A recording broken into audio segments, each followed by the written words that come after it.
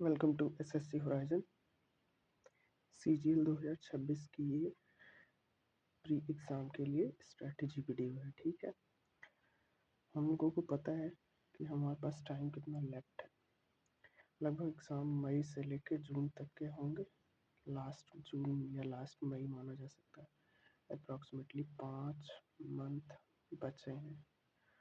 Time required, हमें कितना time चाहिए होगा based on our syllabus and required time 6 months would be enough. ठीक, सिंस हमारे पास टाइम कम है इसलिए हम लोगों को अब फोकस के साथ स्टडी करनी होगी।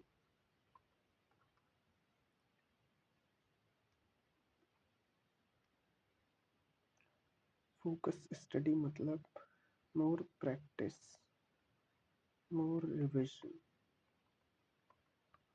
And out of all this सबसे ज़्यादा ज़रूरी है कंसिस्टेंसी। सब कुछ पढ़ के भी अगर कंसिस्टेंसी मेंटेन नहीं है तो फिर मतलब सिलेक्शन होना लगभग इम्पॉसिबल है। ठीक, इसीलिए फोकस अपना कंसिस्टेंसी पे होना चाहिए। भले हम 2 घंटे पढ़ें या 5 घंटे पढ़ें, लेकिन हमें डेली पढ़ना है। No skip day. अब देख लेते हैं सिलेबस क्या क्या है हम लोगों के इस एग्ज़ाम का और क्या क्या अप्रोच होनी चाहिए। पता है हमको कि math, reasoning, English, GS 4 subject आते हैं, 25 क्वेश्चन ईच।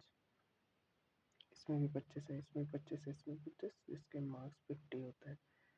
50 50 50 और 50। ठीक, यानी टोटल 200 मार्क्स का पेपर होता है, जिसमें से कट ऑफ लगभग 130 से 140 या 150 के बीच में लाई रहती है बेस्ड ऑन रिसेंट 25 के एग्ज़ाम पे।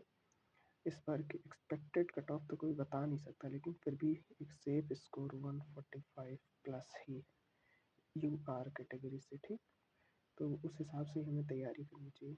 हमारी अप्रोच क्या होनी चाहिए पेपर को लेके।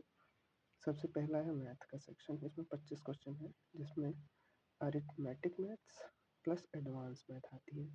सिंस दोनों इक्वल पोर्शन बनाते हैं इसलिए हमें वेटेज के ऊपर ध्यान देना होगा।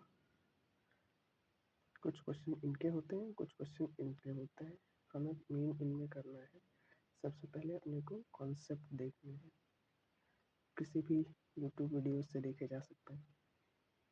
कॉन्सेप्ट के बाद प्रैक्टिस करनी है और प्रैक्टिस के बाद में फिर रिविजन करना है उन कॉन्सेप्ट्स का जो कि हमसे हो नहीं रहे या हम जिनमें फंस जाते हैं। और फाइनल है strategy mock. This will analyse what you have learned earlier and are you able to apply those concepts in your knowledge। तो मॉक्स देना ज़रूरी है, but at least 3/4 portion of the syllabus हो जाने के बाद। ये नहीं कि मतलब पहले एक चैप्टर पढ़ लिया चले गए मॉक लगाने, नहीं, डिमोटिवेशन होगा और कुछ नहीं। फोकस करना है अपने कॉन्सेप्ट पे, फिर प्रैक्टिस पे, फिर रिविजन पे, फिर मॉक्स पे। This sequence should be follow. Math के बाद हमारे पास है रीजनिंग का सेक्शन। हाँ, इसमें जनरली कॉन्सेप्ट्स देखने हैं, सारे चैप्टर्स का एक बार ख़त्म करना है, इसके बाद सीधा मॉक पे लगाना है। लगभग 200 सेक्शनल मॉक लगाने के बाद में आपका स्कोर अपने आप 40 से 45 के बीच में आने लगेगा। बाकी एक दो क्वेश्चन हर चीज़ में बफर होता है, वैसे लेके चलना पड़ता है। इसमें भी स्कोर इजीली सबसे ज़्यादा किया जा सकता है रीजनिंग में। ठीक, इसके बाद नेक्स्ट सेक्शन है इंग्लिश का। इसमें है वोकैब, फिर ग्रामर और फिर है कॉम्प्रिहेंशन का पार्ट। तो वोकैब के लिए आपको डेली पढ़नी पड़ेगी। ग्रामर में आप सिर्फ कॉन्सेप्ट्स देखिए और फिर प्रैक्टिस करिए।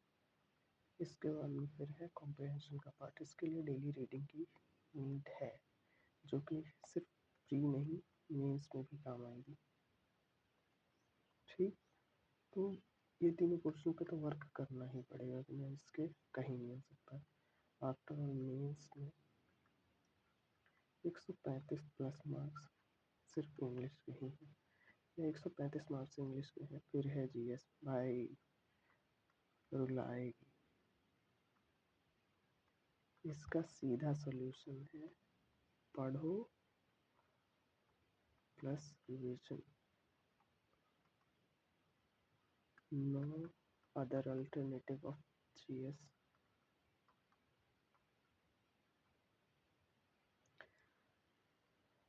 घूम फिर के सब अपने को पढ़ना ही है जीएस में। कॉन्सेप्ट देखे,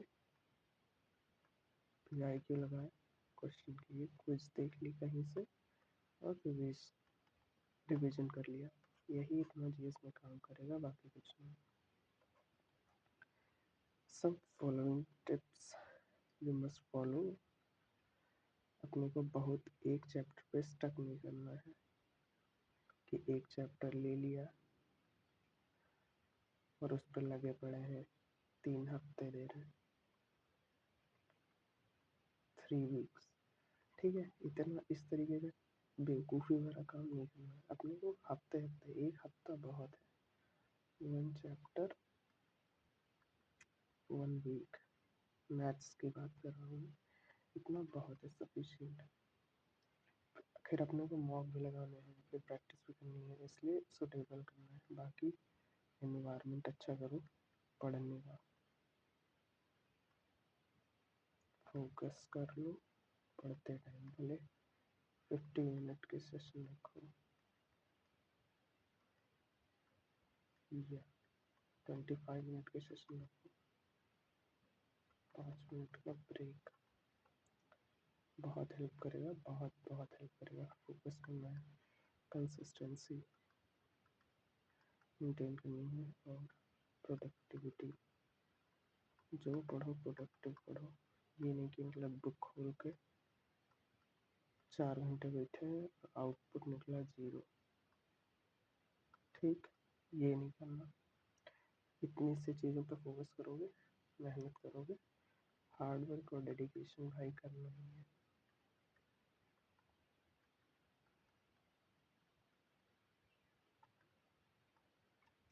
सब हो जाएगा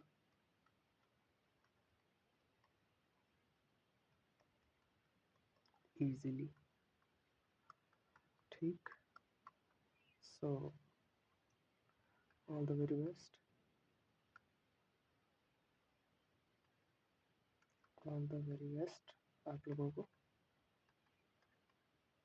और 2026 प्री एग्ज़ाम। पढ़ोगे तो फोड़ोगे।